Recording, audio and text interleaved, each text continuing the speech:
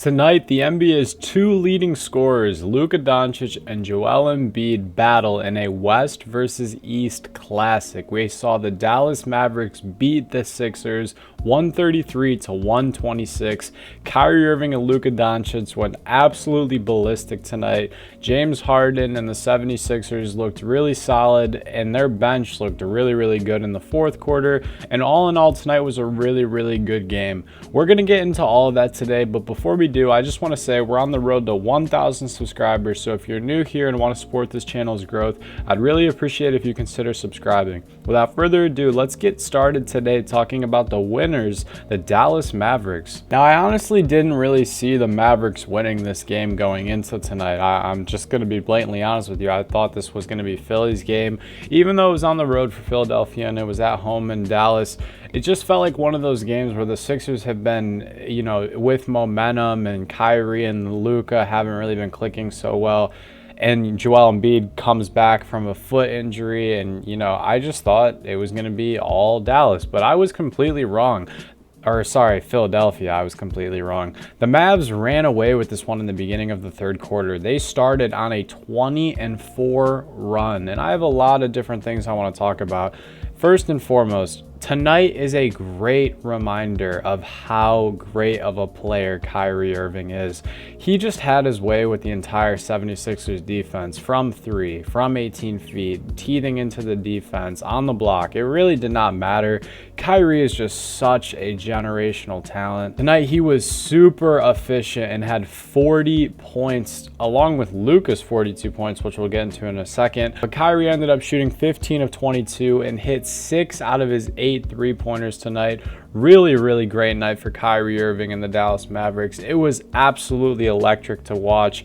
Luka Doncic finished tonight with 42 points, 12 assists, and 4 rebounds, which is actually pretty low for him. But when there's not many misses, there's not many rebounds to be grabbed. Luka was honestly really efficient tonight from downtown, shooting 7 for 13 and then 13 for 22 from the field overall.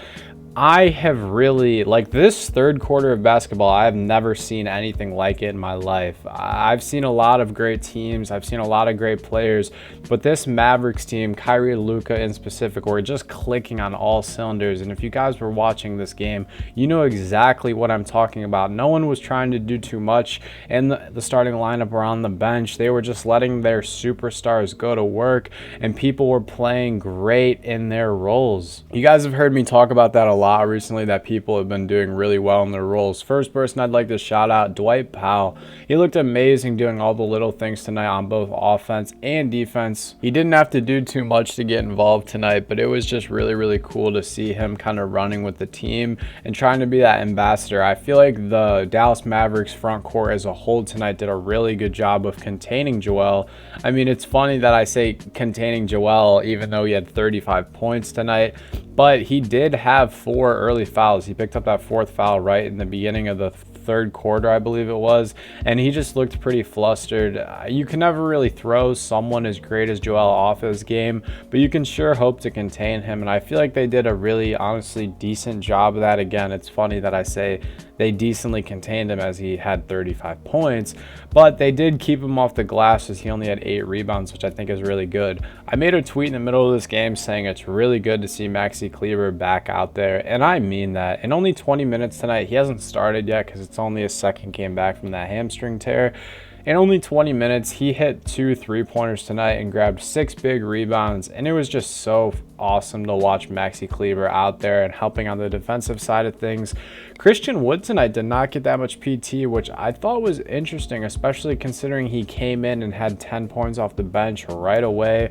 He got fouled on a 3-pointer right away. He hit 2 big threes right away. He was kind of just touching and clicking on all cylinders. However, that second unit for the Mavs, they did give up a lot of points, which I thought was interesting because at one point the bench scoring was 20-6 in favor of the Mavs, but I bet you if you go back and look at how it finished, it was definitely definitely in favor of the 76ers. That 76ers bench really played a resurrection role, if you will, in the start of the fourth quarter, and we'll get to that later in this video when we talk about them. But this was a really big game for the Mavs to win. I mean, especially when you look at where they sit as the standings. They were the 7th seed with a record of 31-31 going into tonight, and they were 1 game behind the Clippers and 2 games in the win and loss column behind the Warriors. And now they're almost even, and if they can just win 1 more game and the Clippers and Warriors can lose, they can jump from the 7 to the 5 seed, which in the West isn't really that comfortable. There's so much happening in the West that it's really hard to predict where people will end, but I digress. Someone I want to shout out, because I was kind of on their ass watching this game, is Reggie Bullock. I was really just aggravated that he was missing so many open shots to start this game. I think he started 1 for 5 from the 3, but he ended up finishing 5 for 10, or sorry, 1 for 5 from 3, and then he finished 5 for 10 from 3 tonight. I really like that when a player whose role is to just shoot the ball, you know, continues to just shoot it until he's out of that slump. Sometimes they dig themselves deeper, but he played a really big part in the momentum shift in this game. Last thing I want to say about the Mavericks, Josh Green, I'm really glad you got the starting nod tonight. You did really well, not doing too much, not doing too little. He was a really big part of the energy in this win tonight. Luka Doncic, you did amazing tonight, absolutely amazing. Kyrie Irving, you did absolutely amazing tonight. Now let's talk about the 76ers. Tyrese Maxey is probably the biggest name in tonight's game, and it's for good reason. He started in a 2nd straight night, and the reason he started last night or the night before was because Joel Embiid was out with that foot injury.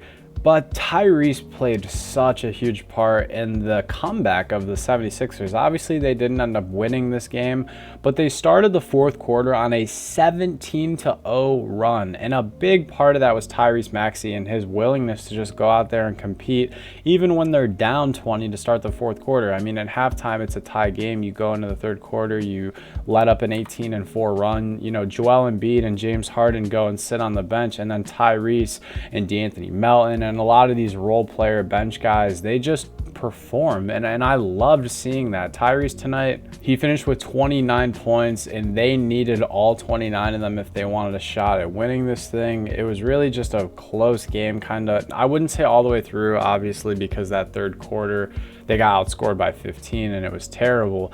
But I digress. Tyrese Maxey did a wonderful job tonight, as well as Tobias Harris. Just before I get into talking about the superstars, I want to say he didn't really shoot the ball a lot tonight. He only went 4 for 6 and had 10 points. But I just love watching Tobias move off the ball, cut to the ball, set pin down, set screens in the corners to help clog up traffic. I just love watching a player like Tobias work, who doesn't need the ball to be effective. And another person is Jalen McDaniels. I'm kind of laughing because he picked up 4 fouls in 1 minute in that third quarter. But man, I'm excited to see this kid's future on this team. It's really going to be exciting to watch him kind of get these matchups and assignments on defense. He's not the best offensive player. He missed a couple big threes tonight, but he is really big on the glass, and he is one of the only people at a positive plus minus tonight. His was plus 15, and he really did throw Luka off. I think he guarded him for like 4 to 6 possessions, and on those possessions, he was doing a really good job of knocking Luka off his spot and making him look flustered. And it was just really good that they have someone like that, and someone like Paul Reed, and someone like Montrezl Harrell, who are just kind of these ambassador, you know, defensive type of guys. Obviously, Montrezl isn't really that anymore. I thought it was interesting that Shake Milton didn't get that much PT tonight, and D'Anthony Melton, you know, he got a lot of PT tonight, and he did an amazing job on all facets tonight. He had 12 points, 7 rebounds, and 6 assists, and 5 steals. This dude on defense is so tremendously underrated. It was really awesome to kind of see him try to come in and surge the team. And even when he wasn't scoring the ball like crazy, obviously you guys know him as a 40% three-point shooter, and he's been starting the majority of the season. He does not care that he's on the bench. He just wants to do whatever it takes to get this team the win, and I think that's awesome. As for the two superstars, Joel and James, I would say this is just such an interesting game for you guys. I have a lot of praise for the 76ers and what they're doing this season. They've been on a phenomenal run since December 5th. They have the second best team in the NBA. James tonight had 10 assists at half, only finished with 13 tonight. Joel was in foul trouble tonight. Just a very interesting game. I mean, James was really efficient tonight. He had 27 points, 13 assists, 4 rebounds. A lot of turnovers, though, in that third quarter. And, I mean, I guess that and rest is kind of why he saw the bench so much in the third quarter. I mean, he shot 5 for 7 from 3 and 8 for 12 from the field. And Joel had 35 points, only 8 rebounds, though. And if you're that, I was listening to Shaq at halftime, and obviously Shaq kind of chirps a lot at these new, big men because he feels some way, or maybe he just feels like he's deserving of saying certain things, and maybe he is. I kind of have to agree with him. He needs to get more boards, especially when it's Dwight Powell down there on the other end. There's not really much I want to gripe about the Sixers because they've had such a great season leading up to this game, and I do respect the fight that they had to try to bring it back. But what do you guys think? This was honestly up there in games of the year as far as like it being fun to watch, if you will. If you guys watch this game, you know exactly what I'm talking about. It felt like it was punch for punch and blow for blow almost throughout this entire game. Kyrie Irving and Luka Doncic put on an absolute masterclass tonight. And if you guys didn't watch it, I would definitely recommend checking it out. If you made it this far, I appreciate your support as always. I hope you guys have a great rest of your day and stay happy, healthy, and blessed. Peace.